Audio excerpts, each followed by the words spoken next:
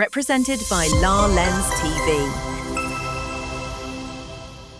మన రాష్ట్రంలో వేలాది మంది భూ యజమానులు, ఇండ్ల యజమానులు, ఫ్లాట్ల ఓనర్లు ఎదుర్కొంటున్నటువంటి ఒక ముఖ్యమైన సమస్య 22A నిషేధిత జాబితాలకు సంబంధించినటువంటి సమస్య. భూమి మన పేరు మీద రికార్డులో ఉన్నప్పటికీ కూడా, దానికి సంబంధించినటువంటి పత్రాలు ఉన్నప్పటికీ కూడా ఆ భూమి 22A జాబితాలో ఉండటం వల్ల రిజిస్ట్రేషన్ చేసుకోలేని పరిస్థితులు చాలా మందికి ఎదురవుతున్నాయి. ముఖ్యంగా ఒకే సర్వే నెంబర్లో కొంత ప్రభుత్వ భూమి, కొంత ప్రైవేట్ పట్టా భూమి ఉన్నటువంటి సందర్భంలో మొత్తం సర్వే నెంబర్ను 22Aలో చేర్చడం వల్ల అసలు సంబంధం లేని ప్రైవేట్ భూములు యజమానులు కూడా ఇబ్బందులు పడుతున్నారు. అయితే ఇప్పుడు ప్రభుత్వం ఈ సమస్యపై దృష్టి పెట్టినట్లుగా వార్తలు వస్తున్నాయి.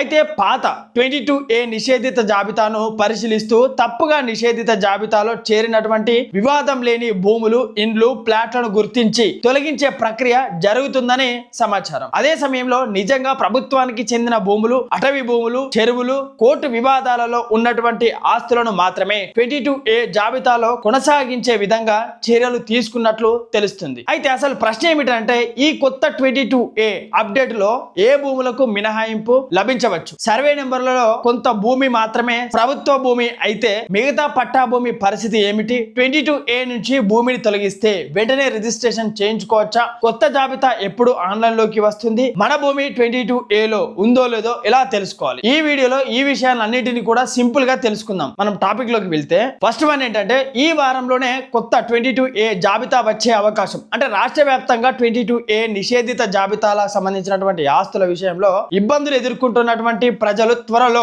ఉపశమనం లభించే అవకాశం ఉందంటూ, ముఖ్యంగా వివాదాలు లేని ఇండ్లు, ఫ్లాట్లు, పట్టా భూములు, ప్రైవేట్ ఆస్తులను 22A జాబితా నుంచి తొలగించే ప్రక్రియ వేగవంతంగా జరుగుతున్నట్లుగా వార్తా కథనాలు చెబుతున్నాయి. రెండో విషయానికి వస్తే, తెలంగాణ సీఎం సంబంధించినటువంటి ఆదేశాల మేరకు, ముఖ్యమంత్రి ఆదేశాల మేరకు రెవెన్యూ రిజిస్ట్రేషన్ శాఖ అధికారులు కూడా 22A జాబితాను సమగ్రంగా పరిశీలిస్తున్నట్లు సమాచారం. అన్ని జిల్లాలలో ఉన్నటువంటి కలెక్టర్లు తమ యొక్క పరిధిలో ఉన్నటువంటి 22A భూములపై నివేదికలు సిద్ధం చేస్తున్నట్లుగా వార్తల్లో వస్తున్నాయి. మూడో విషయానికి వస్తే, సామాన్యుల ఆస్తులకు ప్రాధాన్యం. అంటే ప్రభుత్వ భూమి కాకపోయినా సరే పొరపాటున 22A జాబితాలో చేరినటువంటి సామాన్యుల ఇండ్లు, నివాస స్థలాలు, ఫ్లాట్లు, ప్రైవేట్ పట్టా భూములను గుర్తించి తొలగించడం ప్రధాన లక్ష్యంగా అధికారులు పనిచేస్తున్నట్లుగా తెలుస్తుంది. నాలుగో విషయం ఏంటంటే, పాత జాబితాలతో మళ్ళీ పరిశీలన. అంటే గతంలో ఉన్నటువంటి 22A నిషేధిత జాబితాను కొంతకాలం క్రితం కోర్టు ఆదేశాల నేపథ్యంలోనే అప్డేట్ చేసినటువంటి జాబితాతో పాటు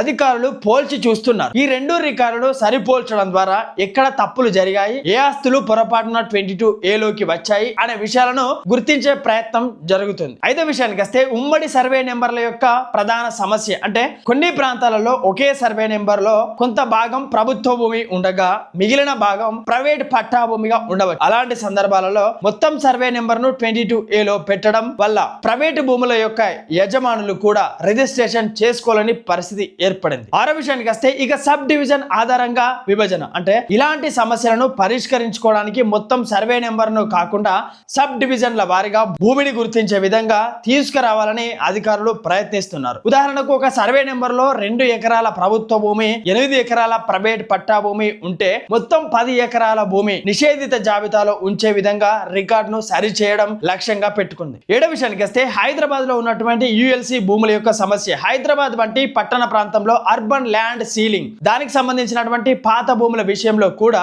పరిశీలన జరుగుతున్నట్లుగా వార్తా కథనం వస్తుంది. ఇప్పటికే నివాస ప్రాంతాలలోగా మారినటువంటి కొన్ని ప్రాంతాలు లేదా ఇండ్ల నెంబర్లు పొరపాటున కూడా 22A డాటా నుంచి వచ్చే వాటిని తొలగించే చర్యలు కూడా చేపడుతున్నట్లు సమాచారం. ఎనిమిదో విషయానికి వస్తే, ఇండ్ల నెంబర్లను కూడా, ఇంటికి సంబంధించినటువంటి నెంబర్లను కూడా పరిశీలనలోకి తీసుకొచ్చారు. కొన్ని కాలనీలలో ఇండ్లకు సంబంధించినటువంటి విషయంలో కూడా పొరపాటున 22A జాబితాలో నమోదై ఉంటే వాటిని పరిశీలించి అవసరమైనటువంటి చోట తొలగించాలని అధికారులు సూచనలు కూడా చేస్తున్నట్లు చెబుతున్నారు. దీని వల్ల ఇల్లు ఉన్నప్పటికీ కూడా రిజిస్ట్రేషన్ చేసుకోలేనటువంటి ప్రజలకు ఉపశమనం లభించే అవకాశం అనేది ఉంటుంది. తొమ్మిదో విషయానికి వస్తే, మాజీ సైనికులు, స్వతంత్ర సమర యోధులకు సంబంధించినటువంటి భూముల విషయంలో ప్రభుత్వం గతంలో మాజీ సైనికులు, స్వతంత్ర సమర యోధులకు కేటాయించినటువంటి కొన్ని భూములపై కూడా రిజిస్ట్రేషన్ సమస్యలు ఉన్నట్లు వార్త పేర్కొంది. అయితే చట్టపరంగా లేదా కేటాయింపు నిబంధనల ప్రకారం నిర్దిష్ట కాల పరిమితి పూర్తయిన సందర్భంలో కూడా భూములు 22A లో కొనసాగితే వాటిని కూడా పరిశీలించి అవసరమైతే మార్పులు చేయాలని పదవి విషయానికి వస్తే అన్ని 22A భూములను తొలగించారు. ఎందుకోసం అంటే ఇక్కడ ఒక ముఖ్యమైన విషయాన్ని కూడా గుర్తుంచుకోవాలి. 22A జాబితా నుంచి భూములను తొలగించడం అంటే మొత్తం 22A అనే వ్యవస్థనే తొలగించడం అనేది కాదు. నిజంగా ప్రభుత్వానికి సంబంధించినటువంటి భూములు, అటవీకి సంబంధించినటువంటి భూములు, చెరువులు, ప్రభుత్వ ఆస్తులు, కోర్టు వివాదాలలో ఉన్నటువంటి భూములు, వాటికి సంబంధించినటువంటి ఆస్తి విషయంలో వంటి వాటికి మాత్రమే 22A నిషేధిత జాబితాలో కొనసాగించే అవకాశం అనేది ఉంటుంది. మిగతా భూములు, ప్రైవేట్ గా ఉన్నటువంటి భూములన్నీ కూడా నిషేధిత జాబితా నుంచి తొలగించడమే లక్ష్యంగా పెట్టుకుంది ప్రభుత్వం. 11వ విషయానికి వస్తే ప్రభుత్వ భూములకు డిజిటల్ రక్షణ. ప్రభుత్వ భూములను అక్రమంగా ప్రైవేట్ వ్యక్తుల చేతుల్లోకి వెళ్లకుండా డిజిటల్ లాగింగ్ విధానాన్ని కొనసాగించాలని ప్రభుత్వం భావిస్తున్నట్లు వార్త చెబుతుంది. అయితే అంటే పొరపాటున కూడా 22Aలో చేరినటువంటి ప్రైవేట్ ఆస్తులకు విముక్తి కల్పించడం ఒకవైపు అయితే, నిజమైన ప్రభుత్వ భూములను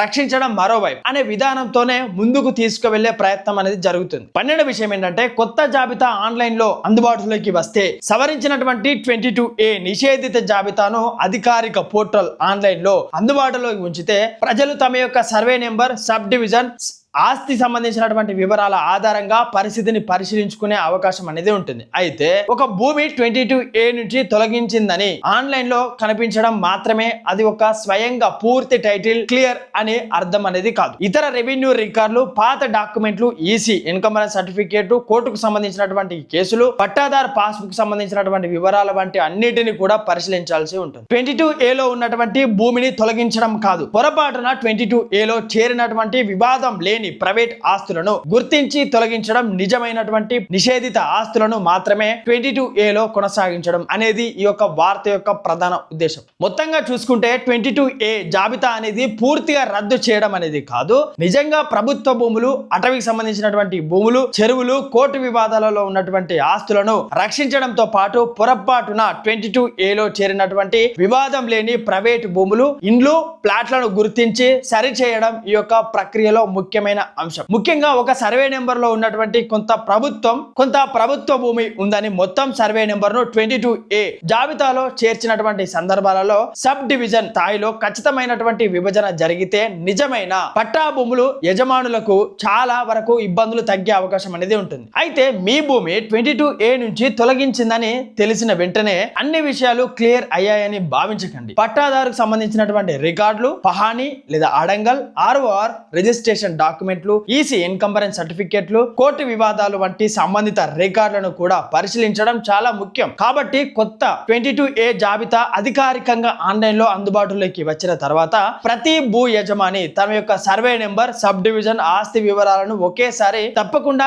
చెక్ చేసుకోవాలి. అయితే 22Aలో పొరపాటున మీ భూమి కూడా ఉంటే భయపడాల్సినటువంటి అవసరం లేదు. కానీ సరైన రికార్డులతో సరైన అధికారిక ప్రక్రియ పరిష్కారం పొందడం చాలా ముఖ్యం. ఇప్పటి వరకు ఈ అంశం 22A అంశం గురించి మాట్లాడుకున్నాం కదా. ఇలాంటి భూ చట్టాలు, రిజిస్ట్రేషన్, 22A గురించి, భూభారతికి సంబంధించినటువంటి చట్టాలు, ఇలాంటి లీగల్ అవేర్నెస్ టాపిక్స్ మరెన్నో మన లాలెన్స్ టీవీలో రాబోతున్నాయి రానున్న రోజులలో. లాలెన్స్ టీవీని సబ్స్క్రైబ్ చేసుకొని బెల్ ఐకాన్ నొక్కి పెట్టుకోండి. మీ మిత్రులకు, కుటుంబ సభ్యులకు, భూ సమస్యలు ఎదుర్కొంటున్న వారికి ప్రతి ఒక్కరికి ఈ వీడియోను షేర్ చేయండి. మరో కొత్త వీడియోతో మళ్ళీ కలుస్తాను. నేను మీ కొంగంటి రాజు ఫ్రమ్ లాలెన్స్ టీవీ నుండి. Thank you.